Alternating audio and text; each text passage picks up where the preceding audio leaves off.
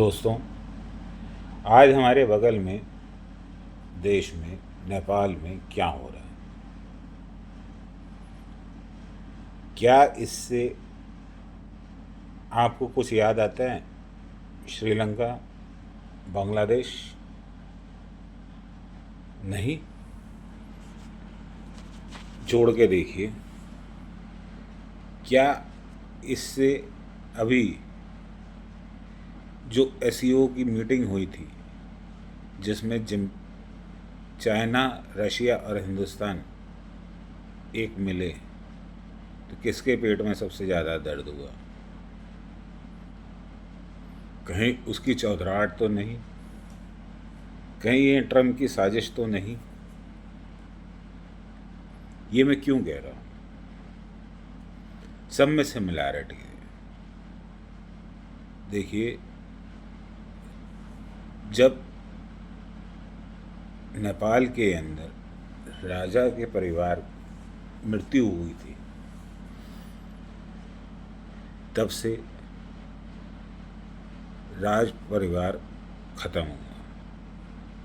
ये सब क्यों हुआ, इसके पीछे की अभी तक मिस्ट्री अभी तक पता नहीं चली। क्या ये इकलौते हिंदू राष्ट्र को समाप्त करने का कोई साजिश चल रही थी? लोगों की आंखों में पीड़ा हो रही थी? राज परिवार को ख़त्म करने के बाद वहाँ कौन तो थे? मॉइस्ट।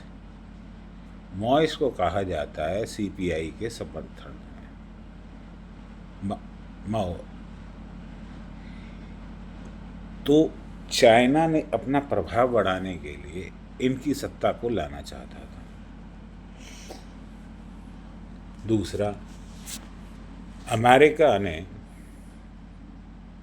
वहाँ बहुत सारी मिशनरीज़ को वहाँ पे रखे, उससे वहाँ के लोगों का धर्म परिवर्तन करा के इस हिंदू राष्ट्र को ख़त्म करना चाहा।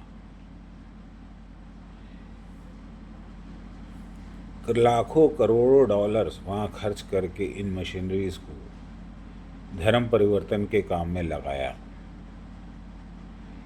क्यों? ताकि उनकी आंख में जो खटक रहा था कि हिंदू राष्ट्र नहीं होना चाहिए कोई भी दुनिया में, उसके लिए वहाँ जाति परिवर्तन।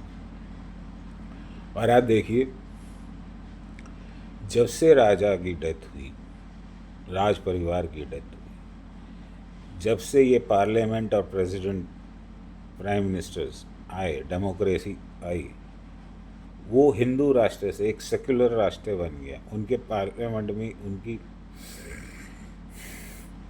कॉन्स्टिट्यूशन में लिख दिया गया सेक्युलर कंट्री। और जब से ये वो कंट्री अस्थिर है, लेटेस्ट न्यूज़ तक ये पता चला है कि ओली ने इस्तीफ़ा दे दिया और वो देश छोड़ के भाग गए। ये सब अमेरिका की साजिश है, इसलिए कह रहा हूँ। आप भी जोड़ पाएंगे कि वहाँ पर टिकटॉक तो बैन नहीं हुआ जो कि चाइना का था, लेकिन फेसबुक, यूट्यूब, एक्स जो अमेरिकन कंपनीज थी, उनको बंद कर दिया गया। उससे क्या हुआ? अमेरिका के पेट पे लात पड़ी। ये एक बहाना बन गया कि वहाँ पे यूथ को नौकरी नहीं मिल रही, भ्रष्टाचार बहुत है, इसलिए यूथ भड़क गई। वो ठीक है, सोशल मीडिया पे हम लोग बगैर किसी के गवर्नमेंट के इंटरफेरेंस के आराम से अपनी बात को कह सकते हैं, जो न्यूज़ चैनल्स या गवर्नमेंट के न्यूज़ चैनल्स नहीं कह पाते। क्यों?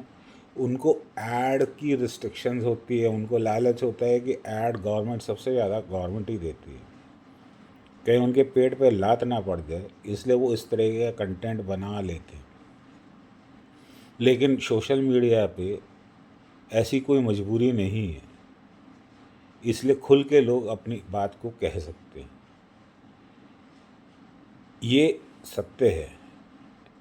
लेकिन असली वजह उन सब कंपनियों को एकदम बंद कर देना।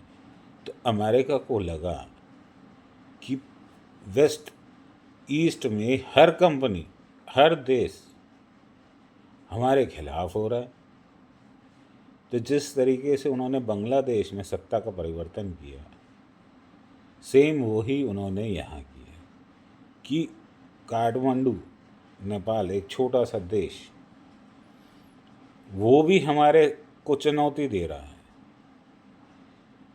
तो ये कोई इत्तेफाक नहीं है, ये अमेरिका की सोची समझी साजिश है। जैसे मैंने पहले वीडियो में कहा था कि ट्रंप ने माय फ्रेंड मोदी जी कह के, और जिसके ऊपर मोदी जी ने भी ट्वीट किया,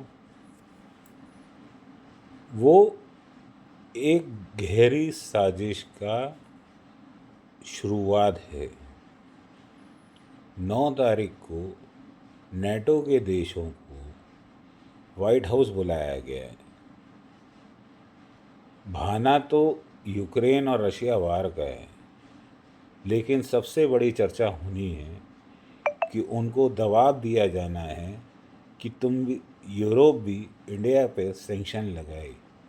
यूरोप जो है, यूरोपियन यूनियन इंडिया के साथ फ्री ट्रेड एग्रीमेंट ना करे, क्योंकि ट्रंप की बेइज्जती अच्छी तरह पूरी दुनिया में हो रही है। तो उसे दबाव देना है। इसी वजह से कहीं नेपाल के अंदर ये सत्ता परिवर्तन तो नहीं हुआ कि अब नई सरकार को अमेरिका के नक्शे कदम पे चलाने, कठपुतली सरकार बनाने की कोशिश में हो, ताकि हिंदुस्तान पे दबाव हो। इसीलिए मैं कह रहा हूँ कि इस बात को, इस विचार को ज़्यादा से ज़्यादा हिंदुस्तान में फैलाइए, ताकि हमारी यहाँ भी इस तरह की अनिश्चितता या सोशल अनरेस्ट ना हो। लोगों को समझ में आए कि इसमें पाकिस्तान की चाल है और हम अपने देश को मजबूत बना के रखें। अफवाहों पे ध्यान ना दें। धन्यवाद। अगर आपको अच्छा लगे इसे लाइक कीजिए, सब्सक्राइब अवश्य कीजिए।